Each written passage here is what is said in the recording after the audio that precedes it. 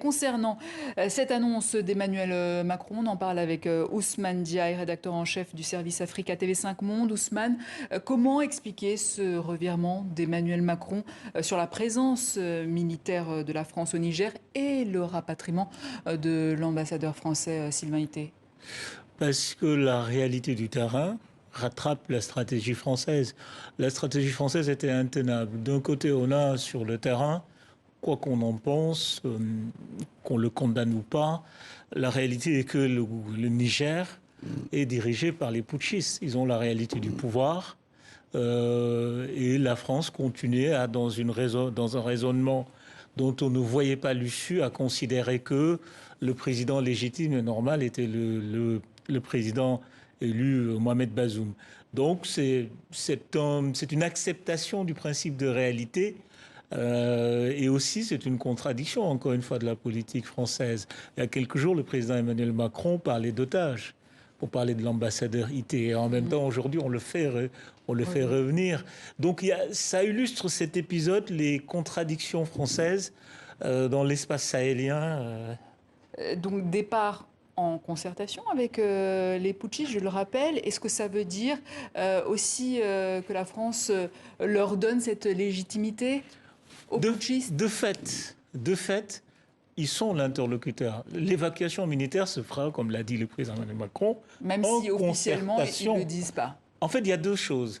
Il y a l'objectif de communication. Il ne faut pas perdre la face. La France quitte sur demande et poussée par les putschistes, mais en même temps, il faudrait présenter ça comme si c'était un départ en concertation avec le président élu, Mohamed Bazoum, que la France continue de reconnaître. Mais ce raisonnement ne tient pas. Il ne tient pas pourquoi? Parce que le président Bazoum n'a jamais demandé le départ, à ce qu'on sache, nous, grand public, des troupes françaises. Au contraire, il était dans une politique qu'il assumait pleinement de présence militaire française.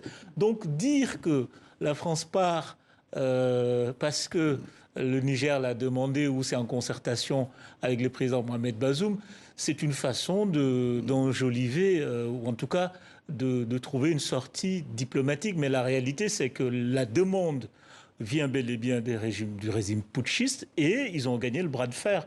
Au bout de quelques semaines, ils ont réussi à imposer ce départ que la France refusait. Et justement, Ousmane, c'est la première fois depuis les indépendances que la France se retire de 3 pays pivots. Une initiative africaine, c'est historique. En fait, ce qui se passe est important. Je pense que le moment, ce moment, rétrospectivement, quand on regarde en prenant du champ, est forcément important. C'est-à-dire, en l'espace d'une décennie, la France passe d'acteur central au Sahel. La lutte contre le djihadisme, le terrorisme, la France était le lead. Toute la stratégie de la guerre contre le terrorisme au Sahel tournait autour de la France qui chaperonnait et dirigeait la stratégie. En 2 ans, on est passé de cette position centrale à une quasi-marginalisation de la France du point de vue opérationnel. Et c'est une marginalisation que la France subit, quoi qu'on puisse dire, parce que c'est bel et bien à l'initiative du Burkina, à l'initiative du Mali et là à l'initiative du Niger que la France sort militairement. Et puis ça pose une question fondamentale, et au-delà même du Sahel, c'est est-ce que la présence militaire française en Afrique, dans sa forme actuelle, est tenable? Cette question-là, je pense que la France ne pourra pas faire l'économie de ce débat hors même de la question du terrorisme. Parce que ce qui est dit ici, et d'ailleurs le président français revenait là-dessus, le cœur de la présence militaire, encore une fois, le discours officiel, c'est la lutte contre le terrorisme.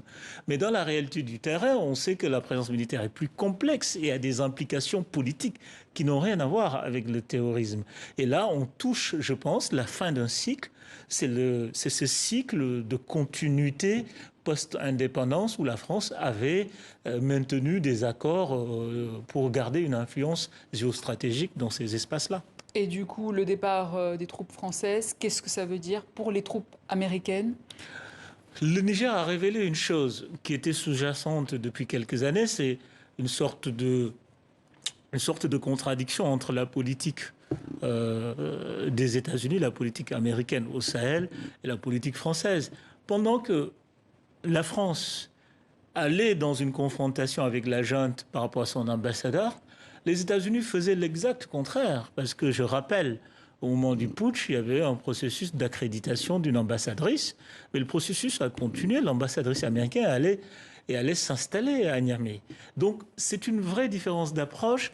Je pense que les États-Unis aussi continuent, et ça a été démontré lors de l'Assemblée générale de l'ONU, ils ont proposé un plan de paix, une solution politique, alors que la France reste sur un discours qui laisse très peu d'espace à la solution politique, parce que ce qui est privilégié, c'est le retour de l'ordre constitutionnel, et le retour de l'ordre constitutionnel, en tout cas tel que compris et tel que dit par la CEDEAO, passe par une intervention militaire. Donc oui, bien sûr, je pense que les États-Unis, ça m'étonnerait, en tout cas c'est pas à l'ordre du jour d'un retrait ou en tout cas d'une rupture. Il faut toujours souligner que les Américains, jusqu'à présent, considèrent que le Niger n'est pas en situation de pays putschiste. Parce que la loi américaine, en tout cas la politique américaine, en cas de putsch reconnu, entraîne une cessation de toute coopération. Et là, les États-Unis marchent sur une ligne de crête où à la fois il y a une distance, il y a une condamnation de principe, mais sur la réalité du terrain, il y a une forme de processus politique. Je rappelle aussi que les États-Unis ont envoyé une sous-secrétaire d'État pour négocier. Donc, pendant que la France refuse, mais de façon obsessionnelle, de façon très ferme, de la junte comme interlocuteur, les États-Unis parlent avec la junte. Et ça, c'est une contradiction que cet épisode nigérien aura révélée.